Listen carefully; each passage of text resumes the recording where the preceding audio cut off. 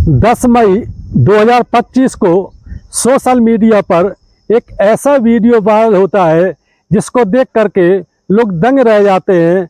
दरअसल इस वीडियो में दिखाया गया है कि एक शादी के मंडप में दूल्हा दुल्हन बैठे हैं, 7 फेरे लेने की तैयारी चल रही है। शादी करवा रहे पंडित जी 7 फेरे लगवाने ही वाले थे कि इसी दौरान एक महिला जो कि दूल्हे की प्रेमिका है, वो मंडप में एंट्री करती है एक छोटे से बच्चे 5 साल के बच्चे को साथ में लेकर के, और घबराते हुए, चिल्लाते हुए, रोते हुए वो बताती है कि ये दूल्हा जो बना हुआ है ये मेरा पति है। दरअसल ये जो बच्चा है मेरे साथ, ये बच्चा भी इसी का है, इसने मुझे धोखा दिया है। इसके बाद जो वधू के परिजन हैं शादी करने से इनकार कर देते हैं, और फिर जो महिला आई है चिल्लाते हुए, उसकी हालत खराब हो जाती है, उसको अस्पताल में भर्ती कराया जाता है। कहानी कहाँ से शुरू होती है और कहाँ पर खत्म होती है, आइए मामले की पड़ताल करते हैं। दरअसल उत्तर प्रदेश का एक जिला पड़ता है जालौन। जालौन जिले में एक बड़ा शहर पड़ता है उरई। उरई में एक व्यक्ति रहता है जिसका नाम है प्रभाकर। प्रभाकर की उम्र लगभग 33 साल है, और इसकी मुलाकात होती है आज से 6 साल पहले एक महिला से जिसका नाम है नेहा। नेहा और प्रभाकर एक दूसरे से जब मिलते हैं तो पहली ही नज़र में एक दूसरे को दिल दे बैठते हैं, और इनके बीच प्रेम प्रसंग शुरू हो जाता है। जब प्रेम प्रसंग शुरू हो जाता है, कुछ दिनों बाद दोनों के बीच अवैध संबंध बन जाते हैं, सारी मर्यादा टूट जाती है, शारीरिक संबंध बन जाते हैं। और जब एक बार मर्यादा टूटती है तो फिर टूटने की कोई लिमिट नहीं रहती है। अब नेहा और प्रभाकर अक्सर ही शारीरिक संबंध बनाते थे और एक दूसरे के साथ आगे की जिंदगी बिताने की कसमें खाते थे। जब नेहा ने प्रभाकर से काफ़ी दिनों बाद कहा कि अब ऐसे जिंदगी की गाड़ी आगे नहीं चलेगी, तो हमसे शादी कर लो, भले ही परिवार वाले तैयार ना हो तुम्हारे, लेकिन तुम हमें मंदिर में हमारी मांग भर दो, हम इसी से खुश हो जाएंगे और तुम मेरे साथ रहना शुरू कर दो। प्रभाकर भी इस बात के लिए तैयार हो जाता है और मंदिर में जा करके वो नेहा की मांग भर देता है। एक पंडित जी को बुला करके शादी करवा लेता है। प्रभाकर चूंकि खाते पीते परिवार का है, बिजनेस करता है, पैसे की कोई कमी नहीं है, उसने एक मकान लेकर के नेहा को किराए से कोच में ही रख दिया, और वो लगभग रोज ही नेहा से मिलने के लिए जाने लगा। नेहा भी इस बात से खुश थी कि प्रभाकर उसको दिलो जान से चाहता है। और जहाँ तक रही बात परिवार के साथ रहने की, तो परिवार वाले साथ में उसको स्वीकार करने को तैयार नहीं है।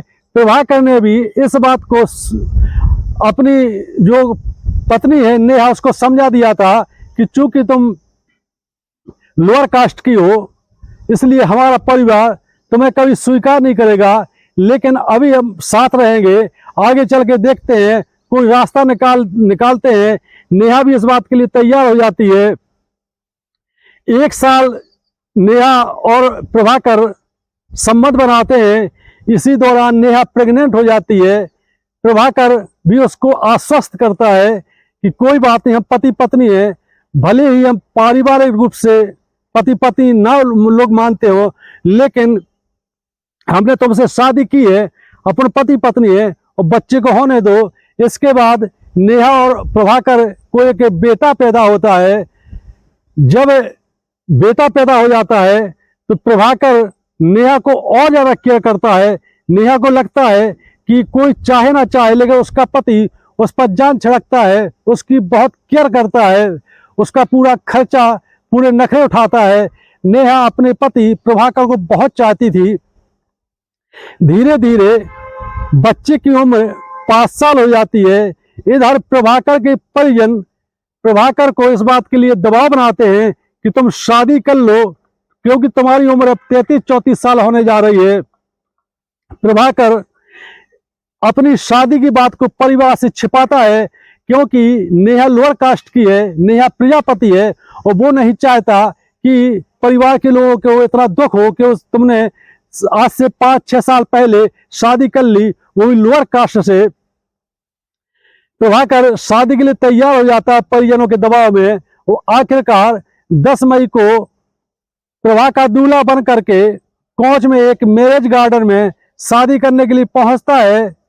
जयमाला हो जाती है, एक दूसरे को दूल्हा दुल्हन जयमाला पहनाते हैं। इसके बाद मंडप में शादी की और रस्में रिवाजें होने वाली थी, 7 फेरे लगने वाले थे कि इसी दौरान नेहा को कहीं से जानकारी मिल जाती है और नेहा अपने बच्चे को लेकर के मैरिज गार्डन में एंट्री करती है और सीधे मंडप में पहुंच जाती है। वो जा करके प्रभाकर से लिपट जाती है, भयंकर रोती है। प्रभाकर भी उसको पहचानने से मना कर देता है, बोलता है कि मैं तुम्हें नहीं जानता, तुम आखिरकार हो कौन।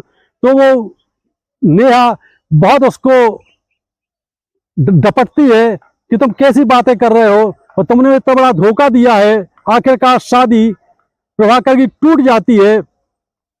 दुल्हन और दुल्हन के परिजन शादी करने से इनकार कर देते हैं और नेहा को समझाते हैं कि नेहा से पूरा बैकग्राउंड पूछते हैं। नेहा सारा बता देती है। बताते बताते नेहा, जो कि प्रभाकर की पत्नी है, वो बेहोश हो जाती है। उसको जिला अस्पताल में भर्ती कराया जाता है।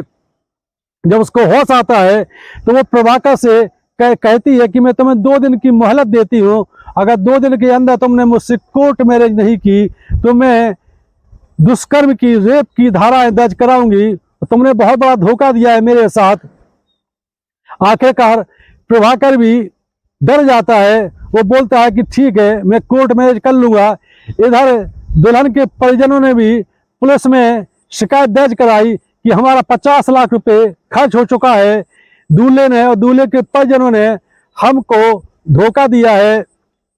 ये कहानी सुनाने का मकसद और वीडियो बनाने का मकसद यही है कि अगर शादी एक बार कर ली है तो दूसरी बार करने की सोचे भी नहीं।